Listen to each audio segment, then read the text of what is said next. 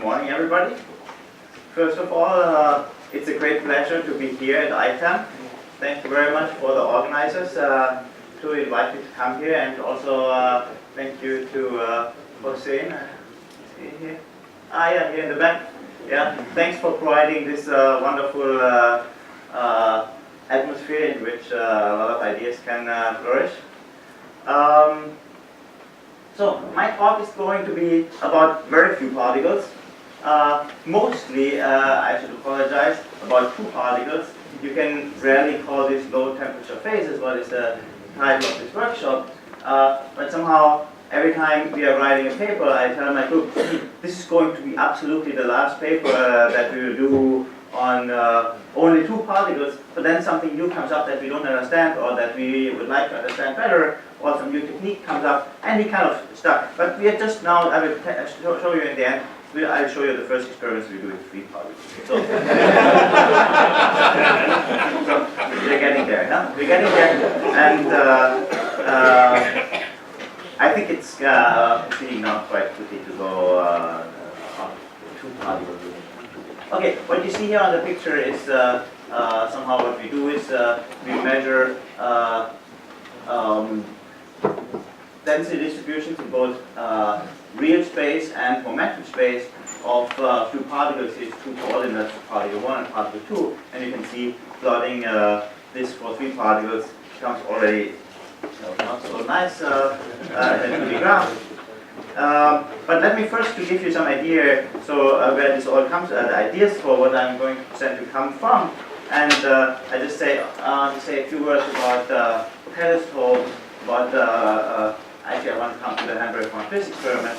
If I take a telescope and I think of a photon that's being detected from a remote star, and think of like this is about the largest telescope currently being built, 40 meters in size. It has about 800 segments, and think of a single photon that hits the detector in the end. It has to have seen all these 800 segments at the same time. So for if you think of the classical optics, that's of course maybe just an experimental engineering feast to actually realize this. But if you think of quantum mechanics, it's really true. I mean, in the end, you have to interfere the waves from all this, and that's kind of strange. So that's a very nice correlator, and of course, what does it do? It takes a star with structure or whatever formation of objects you want to look at, and of course then there's a corridor of wavefronts that encodes all this structure, and this is then imaged using your mirror or lens. And that's more or less also what we do if we measure the momentum distribution of our objects. It's of course a single particle observable after all. And so just if you take now, for example, two stars, to make it simple, you want to differentiate them, then of course you can differentiate them if the wavefront of that comes from the two objects are sufficiently different in angle, such as at least about one wavefront of a difference across the diameter of the mirror or the lens. Okay, so now if you think of, you have two emitters here, well, I should maybe see interference from these fringes if I draw it like this, but of course that's not quite the case, because the light that's typically emitted by a star is incoherent, and so there's nothing left of this, and there's actually some fringes maybe, but they're averaging out on a time scale way too short to see this. So you can first of all say, well, it's very nice. This is maybe somehow the Heidelberg idea in a very simple term. You could argue, if I have incoherent light, that means the phases are changing very quickly between that are emitted from these two stars. So if I had a camera which is fast enough, such that it can actually record the very quickly moving fringes that I would see as interference fringes, then I should be able to recover this interference pattern and actually, for example, determine the distance of the two stars. And of course, that is not quite so easy, but it's actually completely sufficient to just measure the intensity at 2 points in space, distant, at a particular distance, and then if you're fast enough, just correlate the intensity you measure at these two distances and take a low-pass filter to take out all the fluctuations. And if you do this a function of distance, you should be able to recover the interference pattern. That was the Heidelberg idea, if you want. And they did this looking at the star Sirius, which is the closest star, they actually with two searchlight mirrors. I hope this is the original setup. I've been looking for this for a while, and what you find usually shown as pictures is actually the pictures of a much later setup, not the original one. I tried to, this is actually from a lecture that one of my colleagues here gives in Heidelberg, and she also didn't know where she had the picture from, but it matches somehow what's written in the paper. And if I look for this picture on Google, it tells me it doesn't find another one. It guesses it's a railroad car. So what these people were able to do with this actually quite simple instrumentation, collect the photons with a photomultiplier and basically measure coincidences between these two detectors, and you get then a correlation as a function of distance between the two detectors, and they can measure infer the diameter of Sirius to some value, and actually the value is not so far off from this. It's not even a factor of 2 off, and well, actually it's even a two-star system, although probably the small little star had little effect on what these people were measuring. But still, for me this was kind of inspiring to think about how can we maybe relate to this idea with our experiments, and I will mention this. So what is our experimental setup? It has been like this for a while, and I should mention here Philip Price. He actually graduated from Marcus Tyler's group, and the last 2 years or so, he really had an enormously influential role in getting things running and understanding what we are doing. So we are preparing a double well most of the time, or later I will show you a triple well, using an acousto-optic deflector with a high resolution objective, and we can prepare all kinds of deterministic states within the system. For example, an initialized system where both particles are here on the left, or prepare a ground excited state system of that tiny little system, more or less at will.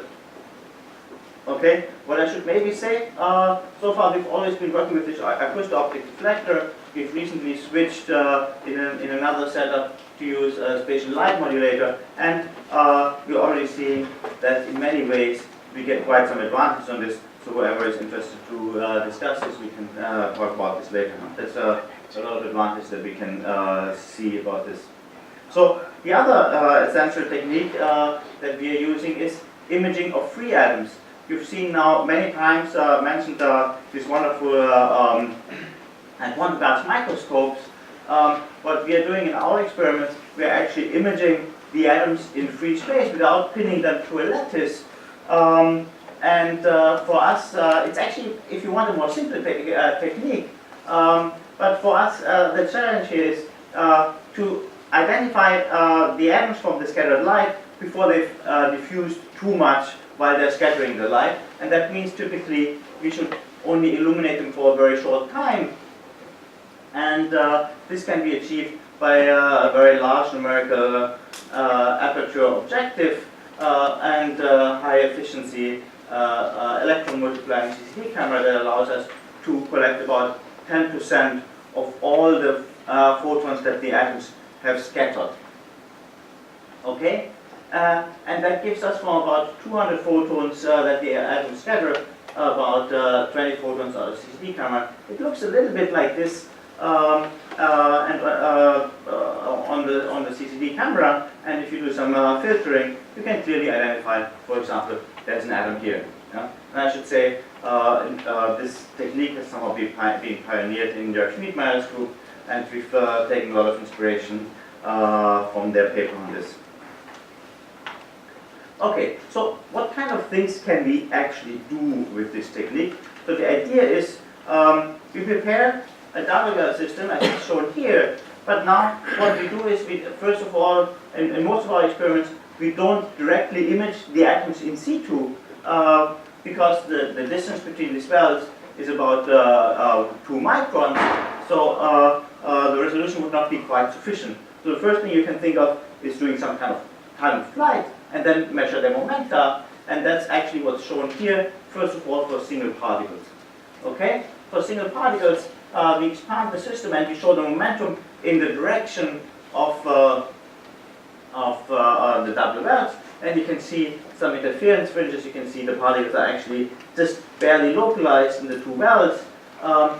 And we can also, as you can see on this right-hand side here, we can actually prepare the initial state to be not in the ground state of this double well, but in the first excited state, the antisymmetric state, and then there is a minimum in this interference pattern of the momentum distribution. Okay, so that's one particle.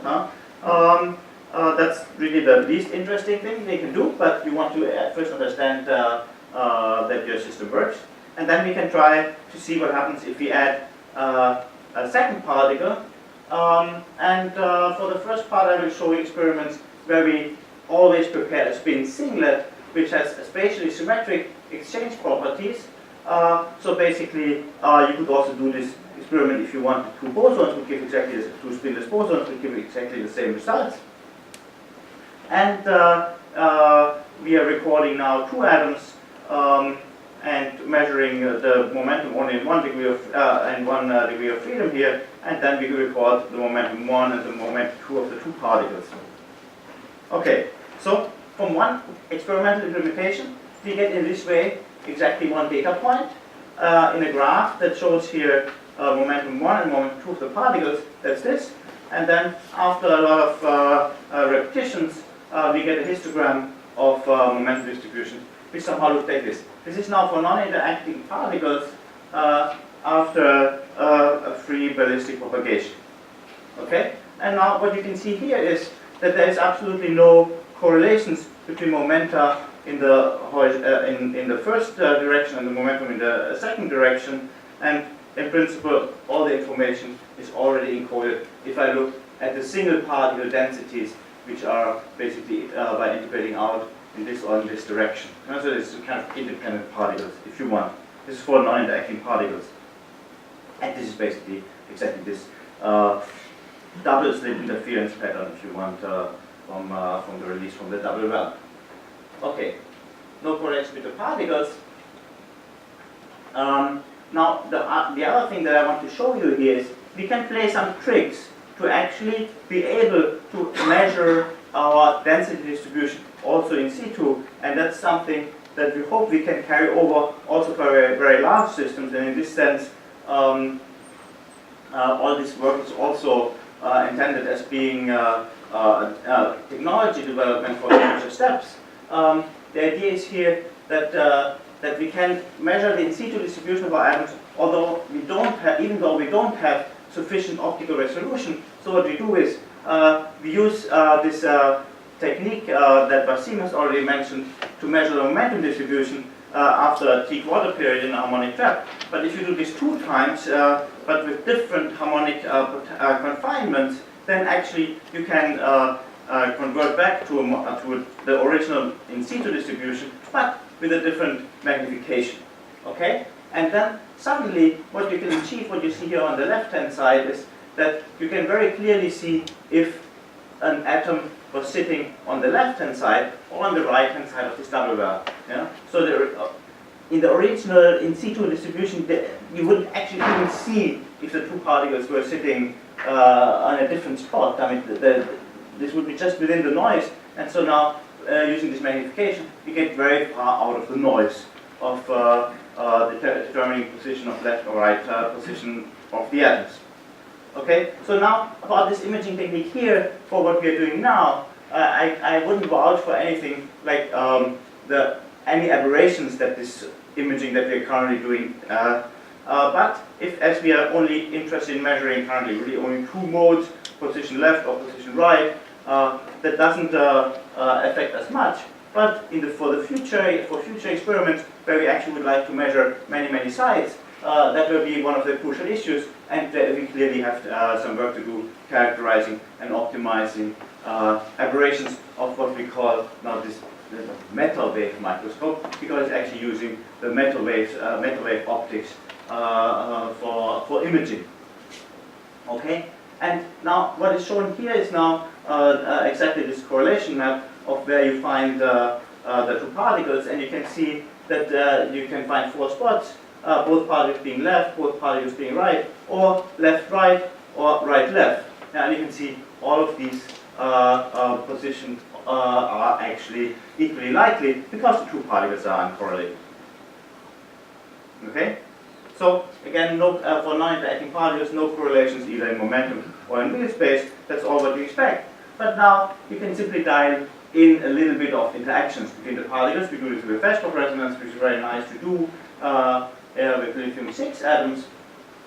And what you can immediately see, so this is attractive interactions here, then the two particles like to be on the same side, on the left or on the right side. There's basically no situations where you find the two particles on different sides. Okay, this is a non-interacting case, and for strong repulsion, it's exactly the opposite. The particles have to go one to the right, one to the left. That's the anti-diagonal situation here. And now we can look for the same situations also in momentum space, and then you can clearly see, especially here for the repulsive case, you can now see that there is a tendency for the two particles to be correlated in momentum. Most likely they actually do have exactly the same momentum, or there's actually some fringe pattern which comes from the periodicity of the double well, the lattice constant, if you want. And if you look at the attractive case, then this interference pattern will just have the opposite direction. Now suddenly they're actually correlated in the center of mass degree of freedom, whereas here is the relative momentum degree of freedom. Okay, so these are now just all experiments with a spin singlet, and we can do the same thing also with a spin triplet, and you can very easily see immediately the spin triplet, basically a spin polarized system. There has to be always one particle on the left, one particle on the right, either way. So you can never have now two particles on one side and say, okay, that's pretty boring because there's only one state that's available. Okay, so we can do this the same experiment with the spin triplet. I'm only now showing you the momentum distribution because the density distribution as such is quite trivial. And now what you can see is this pattern, what that you see is very similar to the case of the symmetric wave function, the only difference being that now the particles don't like to have exactly the same momentum. There's actually a minimum at the center. And now we can actually measure the correlations by integrating basically along the diagonal, and this gives us this correlator here, where in the center, of course, I should maybe say, because there's two light spins, we image them, we can't easily distinguish them if they're sitting on top of each other, so we have some limited visibility here in the center. We have to be careful about this data representing the actual values. But outside of this area, we believe that these numbers are actually quite good.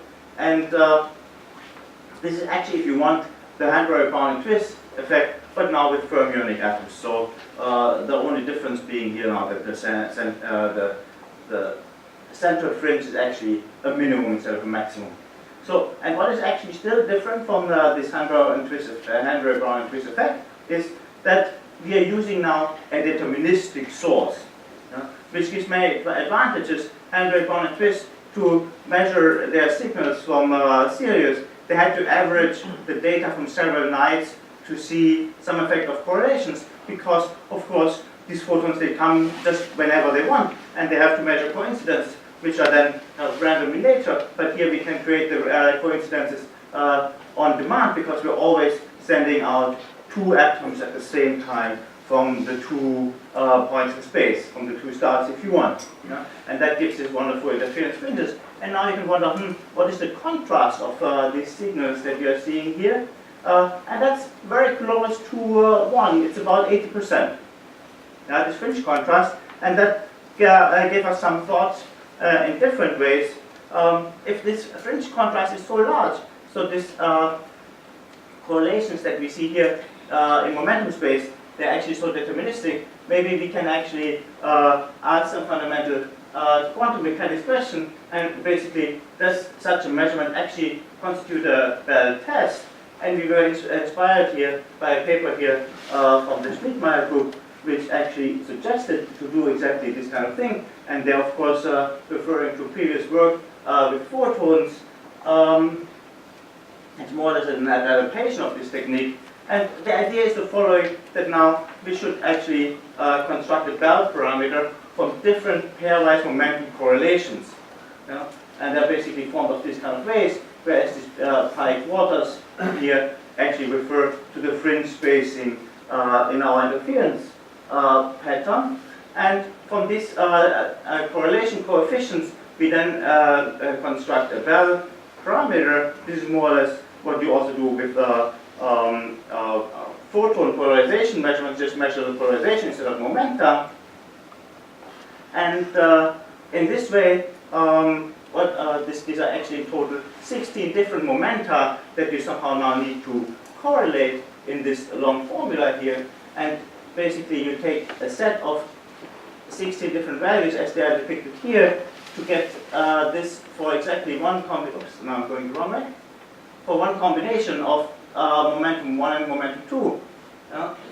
And you would get one Bell parameter to be measured. Okay? And so now the advantage is this set of points we can now move across our measured pattern to increase the signal. And this is basically what is shown here is obtaining these correlation coefficients exactly from this data. And then of course there's some area where we don't trust our data because it's kind of we can have some dead events where we don't detect both particles, and so we exclude this area, and that area actually increases as we measure more and more correlation, because only one of these points shouldn't sit inside this excluded area. And then we still find some area in the end where we can actually measure a Bell parameter. And then we assume that that we can basically get the same Bell parameter for the same difference in momenta, and we average this over for this reason over the center of mass degree of freedom, and we get an interference fringe pattern which has this kind of form. Okay, and you can see, so for a classical theory to be valid, this this value has to stay within plus or minus 2. And you can see there's some points where clearly, especially here, our experiments exceed this value of 2 by a small margin, but clearly outside the error bars. And actually this solid line here is a prediction that we make from just plugging in the interference contrast that we see from our raw data. Okay, and so that also matches quite well with what we expect in this way, which is also, in some sense, if you want, not a surprise. Of course, I'm not claiming now that this is exactly a valid test that we do, because there's many questions that we haven't understood ourselves very well, and there's also many systematic effects that we haven't studied in too much detail. So consider this to be some preliminary thing that I would like to discuss with you also, and I would ask you for some advice on this. Some of the questions that we really have is this: that if you look at the corresponding experiments with photons, then typically this interference pattern here extends over many fringes. In our case, we see only a very small number of fringes. This comes actually from the fact that we don't localize the individual atoms much better than their distance. So that basically the momentum spread of the particles in time of light is not too large, so we don't have a signal very far out here. We will optimize the experiment to get this better, but then we can't go to the limit where basically this is much longer, and so we need to give an answer to this clearly. And then there's also this other question: we're actually using here indistinguishable particles, and in what way does this matter? So my understanding of this is still very crude, but somehow in all the derivation of this Bell's inequality, it actually doesn't go in that I have to discuss even indistinguishable particles. So I'm not quite sure if anyone has an insight on that. I will be very thankful. Or any other comments about this, I would be very thankful. Okay, so the last part is, I promised you I will show you some things with more than 2 atoms. And yes, it's 3. As I said, still not many, but it's 3. So what else can you additionally learn with 3 atoms? And it's actually even a spin polarized system. So it's a non-interacting system of 3 particles. Okay? So now, of course, we can't easily plot 3 particle correlation diagram because I would need to have another axis. So let's first look at only 2 particle correlations, which we can extract from a system that we released from a triple value system, as it's shown here. And we can how can we think of this? So now 2 particle correlations we just determined here. We take particle 1 and particle 2 and these 2 axes again. It looks very much like the same from a double valve. The only difference being that the minima are just very narrow, and you can basically construct these from different patterns which come from this kind of configuration, this configuration, or this kind of configuration. Summing them up leads to something like this. And I should say maybe, for example, Simon Völling was involved in the experiments with in Manuel's Bloch's group, but they actually had already done very similar things on a many-body system, but here this is now really a deterministic preparation of such system.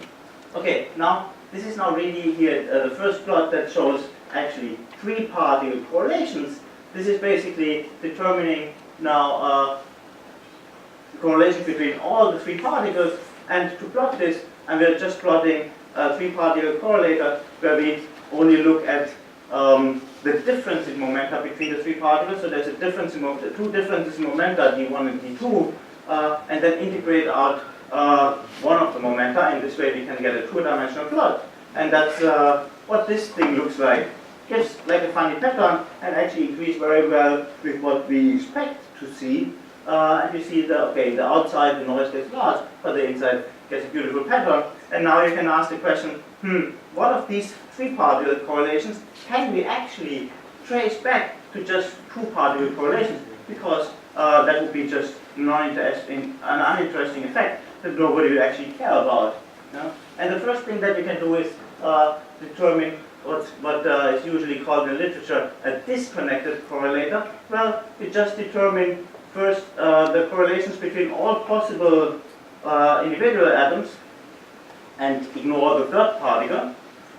And then simply subtract, there's a mistake here, subtract the trivial averaging, and actually what you also still need is you need to take into account that we actually do have a finite number of particles, which also gives already some preconditions on where to find the 3rd particle. Okay, but that's kind of a trivial factor that you can work out. And then the rest of this would be called the connected correlator, which contains, somehow it's many times said, the genuine 3 particle correlations, which are beyond what you expect from just the 2 particle correlations. Okay? And so there's actually a lot of confusion, at least in my mind, going on about this. So we just plot exactly these quantities here. This is what I plotted before, and now this is that disconnected part of the correlator, just in the way I showed it before. And now you can already immediately see this doesn't look the same. In particular, at some spots, they're different. So now, and this is exactly different, just multiplied by a factor of 2, so the scales are about the same. You can see this connected part is a little bit smaller, but not even dramatically smaller. So you can see even these 3 non-interacting fermions, they're somehow still show a large connected part. Now, my first thought was, before we even started this, for non-interacting particles, I should not see a connected part, but that's obviously wrong. And also many people who you ask would first of all say, no, there should be no connected part.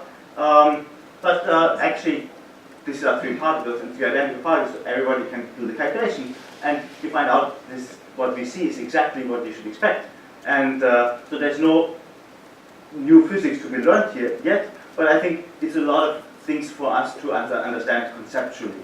And this is, I think, what the discussions about this, what to actually understand from this.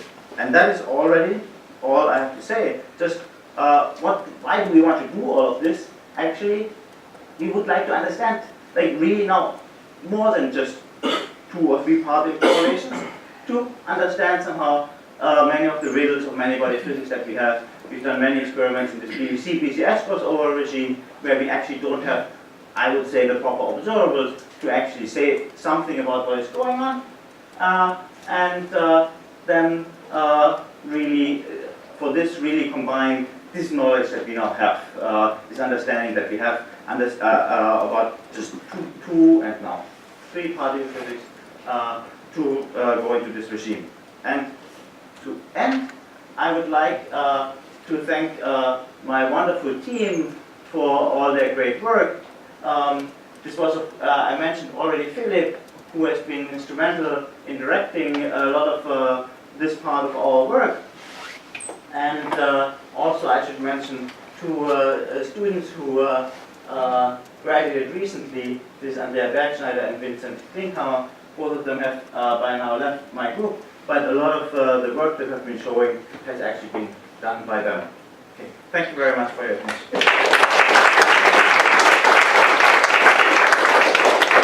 All right, thank you, Selim, for this very clear talk.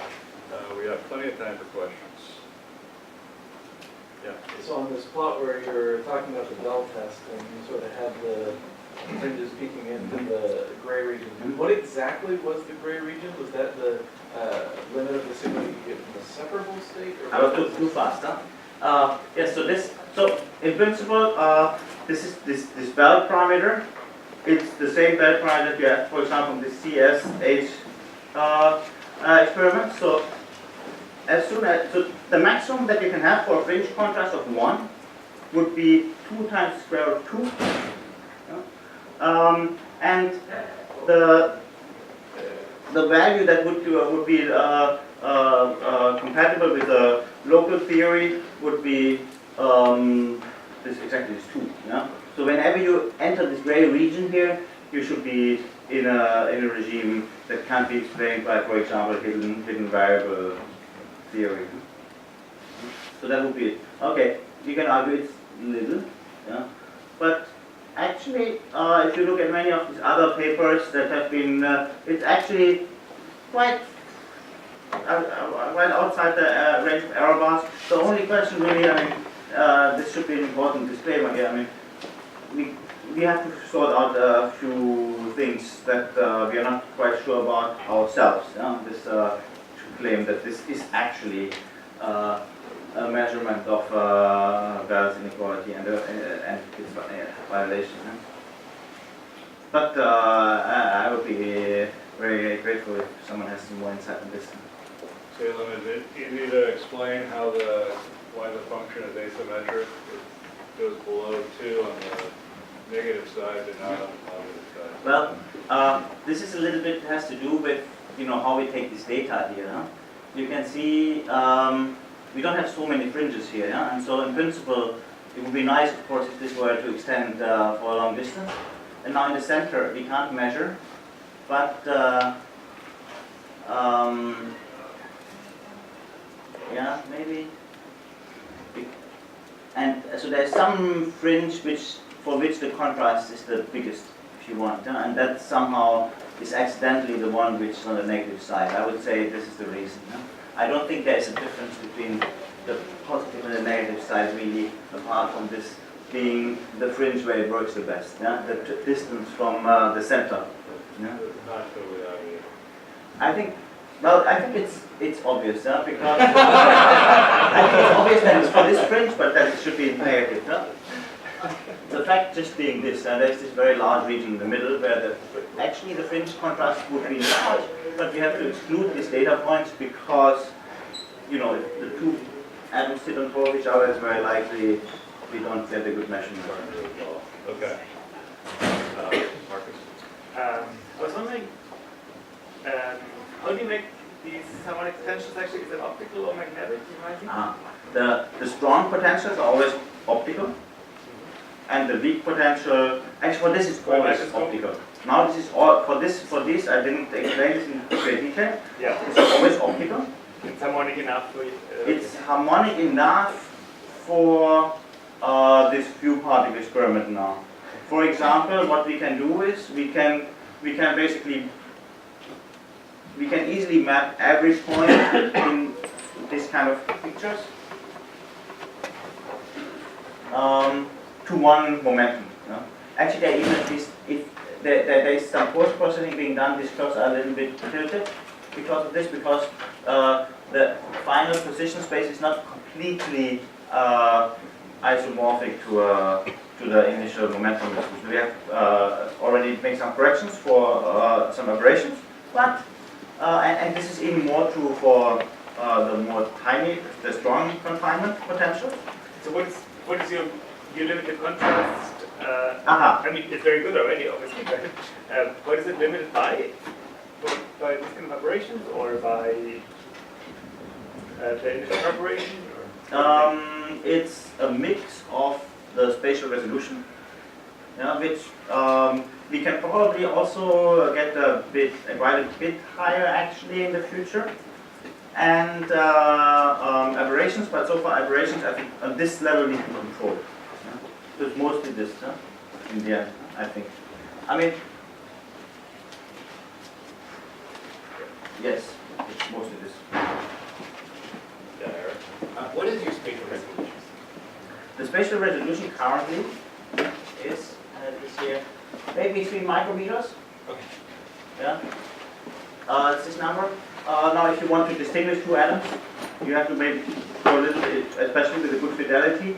Then you have to require that they even have a larger distance, and this follows us the difficulty that we have to exclude a relatively large dead zone. But we might get this a lot higher in the very near future. We have a new camera which has a lot less of these dark counts. These are what's called clock-induced charges. There's about a factor of 10 less actually. No? And so you can see, I mean, if there's a factor of 10 less background here, then we need probably also a lot less photons to detect actually one atom, and that will lead to much smaller diffusion radius. So that will help us. Sure. Just a quick question that, do you have a magnetic field on during those measurements because the spin is defined? Mm-hmm. Can you switch magnetic field? Or is this spin simulated of, right now you're looking at an external degree of freedom. Is there internal spin correlation you can look at? I'm not sure what your question is aiming at. Suppose you can change magnetic field really fast as I explained. Yes. Yes.